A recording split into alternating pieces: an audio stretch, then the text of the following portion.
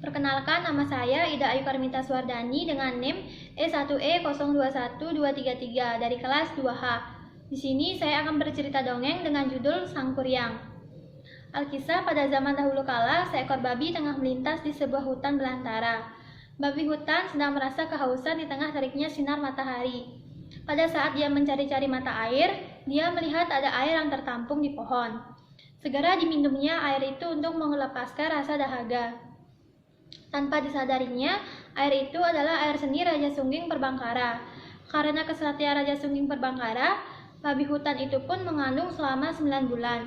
Kemudian si babi hutan melahirkan seorang bayi perempuan.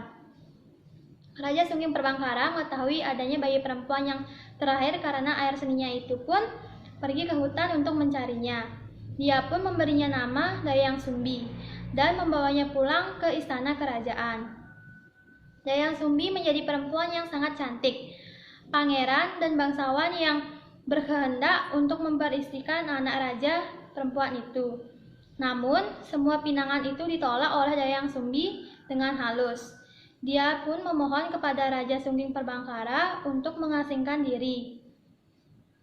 Dayang Sumbi mengasingkan diri di sebuah bukit dan ditemani oleh seekor anjing jantan yang bernama Situmang. Untuk mengisi waktu luangnya selama dalam pengasingan, Dayang Sumbi pun menenun. Ketika Dayang Sumbi sedang menenun, peralatannya terjatuh. Ketika itu Dayang Sumbi merasa malas untuk mengambilnya. Ia pun mengucapkan, "Siapapun yang akan mengambilkan peralatanku yang terjatuh, apabila lelaki itu akan kujadikan suami, jika dia perempuan akan kujadikan saudara." Tak disangka, Situmang mengambil peralatan tenun yang terjatuh itu dan memberikannya kepada Dayang Sumbi. Tidak ada yang dapat diperbuat oleh Dayang Sumbi selain memenuhi ucapannya. Dia pun menikah dengan Situmang, yang ternyata titisan dewa. Situmang adalah dewa yang dikutuk menjadi hewan dan dibuang ke bumi. Beberapa bulan setelah menikah, Dayang Sumbi pun melahirkan seorang bayi laki-laki dan memberinya nama Sang Kuryang. Waktu terus berlalu, beberapa tahun kemudian terlewati. Sang Kuryang telah tumbuh menjadi seorang pemuda yang terlihat kuat dan kekar. Sejak dini, Sang Kuryang telah senang berburu dan ditemani oleh Situmang. Sang Kuryang sama sekali tidak tahu bahwa Situmang adalah ayah kandungnya. Pada suatu hari, Sang Kuryang yang bersama Situmang kembali melakukan berburu di hutan.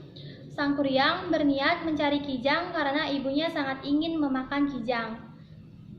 Setelah beberapa saat di dalam hutan, Sang Kuryang melihat seekor kijang yang tengah merumput di balik semak belukar. Sang Kuryang memerintahkan Situmang untuk mengejar kijang itu.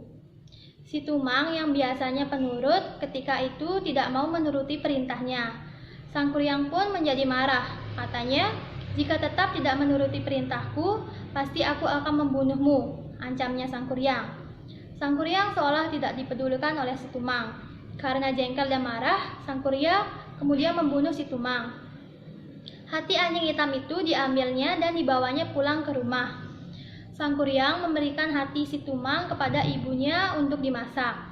Tanpa disadari Dayang Sumbi bahwa hati yang diberikan anaknya adalah hati suaminya. Dia kemudian memasak dan memakan hati itu. Maka tak terpikirkan amarah Dayang Sumbi kepada Sang Kuryang. Ketika tahu hati yang dimakannya adalah hati Situmang, dia lalu meraih gayung yang terbuat dari tempurung kelapa dan memukul kepala Sang Kuryang hingga kepala Sang Kuryang terluka. Sang Kuryang sangat marah dan sakit hati dengan ibunya. Maka tanpa pamit kepada Dayang Sumbi, Sang Kuryang lantas pergi mengembara ke arah timur. Dia pun bertapa dan memohon kepada para dewa atas kesalahan yang diperbuatnya. Para dewa yang mendengar permintaan Dayang Sumbi, mereka menerima permintaan maaf itu dan mengaruniakan Dayang Sumbi kecantikan yang abadi. Bertahun-tahun Sang Kuryang mengembara tanpa disadari, dia kembali ke tempat di mana dia dilahirkan. Sang Kuryang terpesona dengan kecantikan Dayang Sumbi yang abadi. Dia tidak menyadari bahwa perempuan yang cantik ditemuinya di hutan itu adalah ibu kandungnya sendiri. Karena saling jatuh cinta, mereka merencanakan untuk menikah. Sebelum pernikahan dilangsungkan, Sang Kuryang berniat untuk berburu. Dayang Sumbi membantu Sang Kuryang untuk mengenakan penutup kepala. Saat itulah Dayang Sumbi melihat luka di kepala calon suaminya. Teringatlah dia pada anak lelakinya yang telah meninggalkannya. Dia sangat yakin pemuda gagah itu tidak lain adalah Sang Kuryang, anaknya. Dayang Sumbi kemudian menjelaskan bahwa dia sesungguhnya adalah ibu kandung dari Sang Kuryang. Oleh karena itu, dia tidak menikah dengan anak kandungnya. Namun, Sang Kuryang yang telah dibutakan oleh hawa nafsu tidak memperdulikan penjelasan Dayang Sumbi. Dia tetap bersikukuh untuk menikahi Dayang Sumbi. "Jika memang begitu kuat keinginanmu untuk menikahiku, aku mau memenuhi satu permintaanku," kata Dayang Sumbi. "Apa permintaan yang engkau kehendaki?" tentang Sang Kuryang. Dayang Sumbi mengajukan persyaratan yang luar biasa, yaitu dia ingin Sungai Citarum dibendung untuk dibuat danau, dan di dalam danau itu ada perahu besar. Semua itu harus dapat diselesaikan dalam waktu 1 malam, ucap Dayang Sumbi. Sebelum fajar terbit, kedua permintaan itu harus selesai mengerjakan pekerjaan.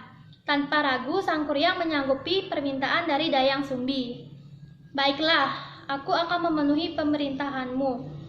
Sang Kuryang segera mewujudkan permintaan Dayang Sumbi.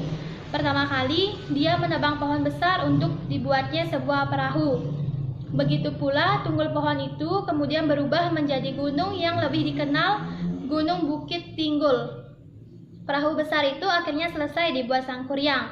Pemuda sakti itu berniat membendung aliran Sungai Citarum yang deras dibuat sebuah danau. Sang Kuryang kemudian memanggil para makhluk halus untuk membantunya mewujudkan. Semua yang dilakukan Sang Kuryang diketahui oleh Dayang Sumbi.